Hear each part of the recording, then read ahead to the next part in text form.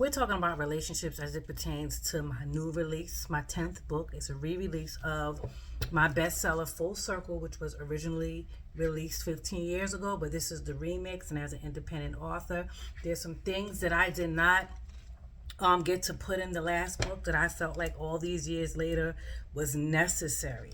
And just as I've grown as an author, as a woman, I just felt like it was important to spin the block on this very, very, very, very good book and really just talk about some things. And one of the things I want to talk about today in this episode is support. Now, it is extremely frustrating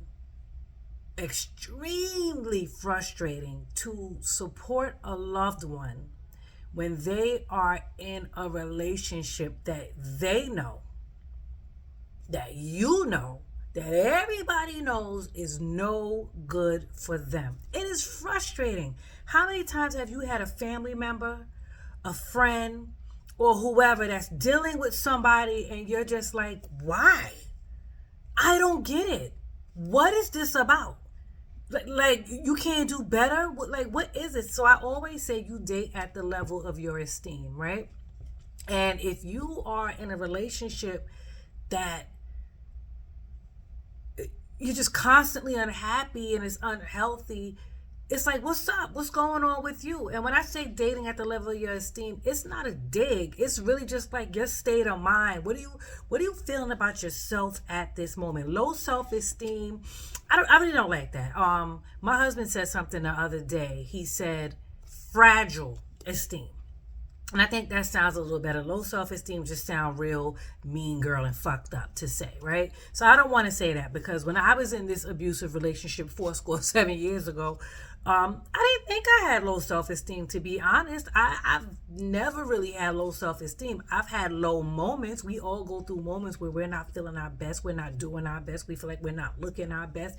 But overall, as a person, I've been cool with me. You know what I'm saying? So, but sometimes we hit those low points and sometimes we hit those vulnerable points in our life and then we attract low vibrational bullshit, right? So back to support. So it's really hard and it's really difficult to support someone that you really love and that you know deserves better when they are in a relationship that is no good for them. It's not elevating them. It's not helping them. It's taken away from them. It ain't about shit. Now, imagine if that person is abusive to the person you love, right? Because we talk about just the everyday woman that don't support you, that don't look out for you, that's embarrassing you by being out in the street doing what you do, or whatever it is. She's no good for you, brother. She's no good for you. And your boy is just like, yo, you could do better. But you hold on to her, you love her, and you're just like, I love my baby mama. I never let her go. Like you just stuck on her. And nobody gets it. But after a while it gets exhausting and your boys are gonna back up and be like, if he like it, I love it, right? Same thing for the women. You with this no good Negro, don't work, don't do nothing. He just ain't about nothing. But I guess, when it comes to women, a lot of the times it's, well, he got good sex. He got good, yeah. And it's just like, that's not enough at this big age. I mean, it's never enough, but at the big age, it's kind of like, come on, sis. Like, don't make excuses about the sex. Look at yourself. What is going on with you that's allowing you to be with this man that ain't about nothing? But that's neither here nor there. What we're talking about is couple that with the fact that this person is abusive to you. And abuse is not just physical. You got the verbal, you got the mental, you got the emotional. It's so many variables when it comes to abuse that it's mind-boggling. It really is. And so it's really hard to support a loved one when they are going through it. I know a lot of times we say, well, if my family and my friends going through something, you're going to pop shit and you're going to be there to defend. But let me explain something to you how that works. Let's just say your homegirl, and I'm not leaving the men out, but it's unfortunate fact that more women are being abused than men. It's just the statistics. But so we're gonna talk about the women, but men, you are of course included as well. So you got a friend, you got a homegirl, cousin, whoever that's being, she's in an abusive relationship. You find out and you feel like you want to run down on old boy to show support. Well, here's the thing. If you have not discussed this with your loved one, with your beloved, to say, hey, when I come and I run down on him, you coming with me and it's over, then you shouldn't do that. That's not the way you show support. And here's why. When your loved one is in an abusive relationship, they have to remove their hand out of the lion's mouth extremely slowly. You understand what I'm saying? It is a very strategic thing to leave an abuser. You will fuck around and find out. You hear me?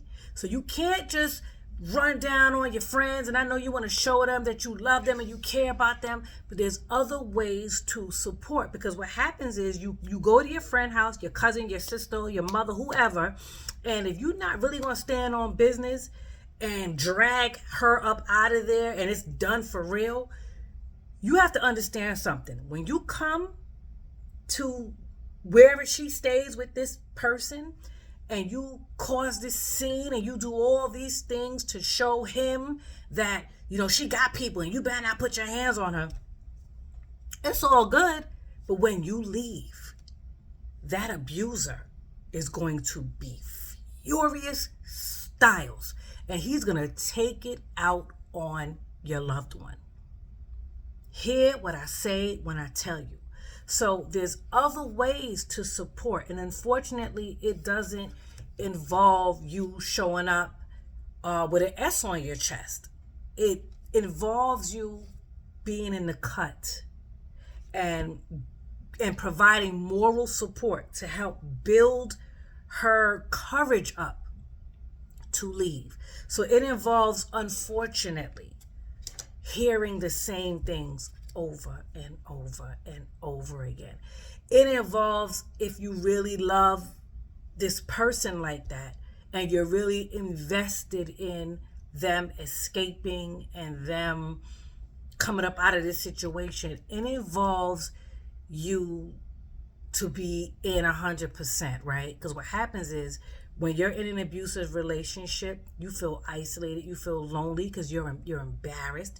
You don't want your abuser to know who you're talking to, who's loving on you, because they're going to try to take that person away from you. That's what they do. They want to isolate you, keep you to themselves, and just totally fuck your life up. Because they know they're abusers. They've always been abusers, and this is what they do. You're not the first, you're not the last. It's not your fault. It's nothing you did. This is what they do, right? So it involves you being consistent with your support. It involves you really, really being there through the worst of times. That's just what it is. You have to be there. You have to be there, tried and true, to just listen, just talk, no judgment. As much as you want to say, why the fuck you just don't leave? Well, a lot of times, by the time you find out that your loved one is being abused, it's far gone. It's way beyond anything you could imagine at this point. So psychologically, all of that, why you don't just leave, don't even say it. It don't make sense. Because if they could just leave, they would just leave. You feel what I'm saying? Like when people say that, why you ain't just leave? Listen, I had no reason to not believe that the young man that was abusing me was going to unalive me. I had no reason to believe that he would not do that because he has shot at me. He has choked me unconscious to where I hit the ground and my head hit the pavement and I'm waking up someplace else. He has done the unthinkable. So in my mind, I'm like, it's just getting worse and worse and worse and worse. So if he say he gonna do it, I'm spending all this time trying to pull my hand out the lion's mouth slowly. I don't want no problems. So you're not even thinking about escaping. You're thinking about surviving. You understand what I'm saying? So when a loved one comes along with why you don't just leave? You're just like, are you, what? So just understand what your loved one is going through. And even if you don't understand, do not put your opinion so heavily upon them as to what you were doing, what they should do, and why they stupid. Don't do none of that. If you're going to support, you support. And if you're not, then unfortunately, that's a relationship that you got to pray for them and you got to back away from, because you can't be the way it fucks with someone that's in an abusive relationship mentally, to feel like they have someone there with them and for them, and for that person to disappear on them. It's like, it is the most devastating thing you could do. So either you're in or you're out. Now, what happens if you decide you don't want to support this person because you just can't take it? Now, in the book Full Circle, the character Missy, she was best friends with Corinne. Corinne is the character in the book that was in the abusive relationship, and her and Missy were friends since high school, best friends. And Missy always showed signs of jealousy or whatever it was toward Corinne. And when Corinne started really going through these hard times, Missy really started to show her true colors, and she just did not support Corinne in anything that she did, even from high school. She just never really, was a good friend to Corinne. You know what I'm saying? And Corinne just really didn't see it. Corinne was just too busy wanting love and just out and about and doing what she had to do to survive, right? So Missy kind of, I don't want to say too much, but Missy just wasn't the best support system for Corinne in this moment, right? And so Corinne was just so busy trying to escape everything she had going on. She really didn't have time to dwell on Missy's lack of support until she got out of that abusive relationship and she started to get loved on a little bit, and the color started to come back in her face, and she started to put on her weight and grow her edges back. No, I'm dead ass, like grow her fucking edges back. And once she started to gain a little bit of clarity, she was able to kind of just take a deep breath and really think and say, all right, what the hell did I just experience? And I need to make some phone calls. And we won't get into what happened in the book because I don't want to tell you too much. But when it comes to support, it is a very fragile thing. But what happens if really in your heart you wanted to support but you didn't know how? Well, I am here to tell you that it is never too late to support.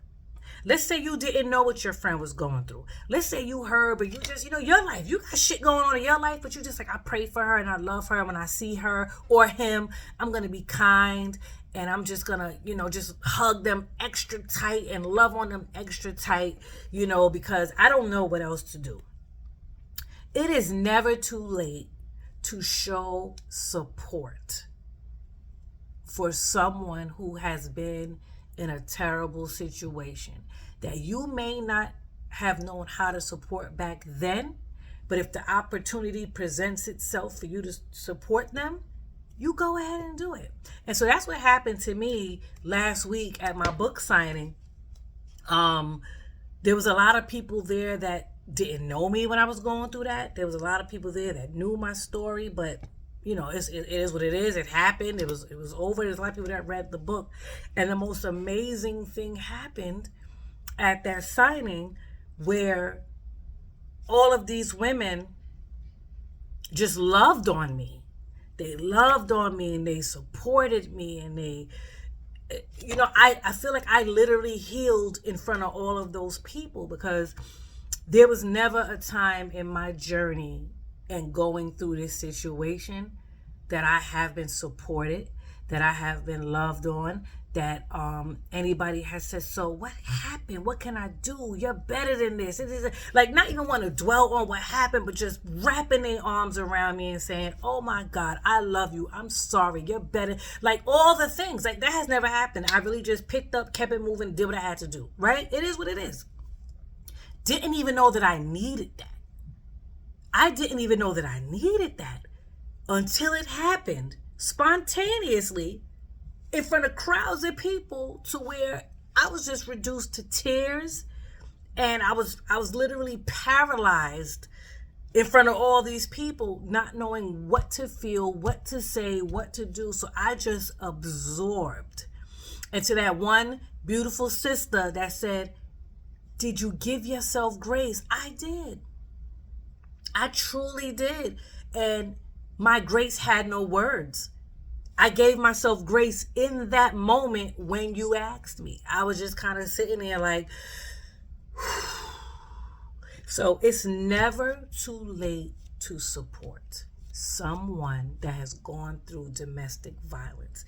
If you didn't know how to in the past, if you judged them in the past, that's okay. But when you show up in their life, you show up authentic, you show up kind, you show up supportive, or don't show up at all, because at the end of the day, nobody needs that. Nobody needs that. And definitely don't show up in the midst of the relationship, guns blazing, if you're not going to throw that person on your back and get them up out of there for good. Don't do that, because you're leaving them in a very, very, very dangerous situation once you leave. I know. I've lived it. It's like, oh yeah, you got motherfuckers coming to my house acting like the and then I gotta deal with it. I gotta deal with it.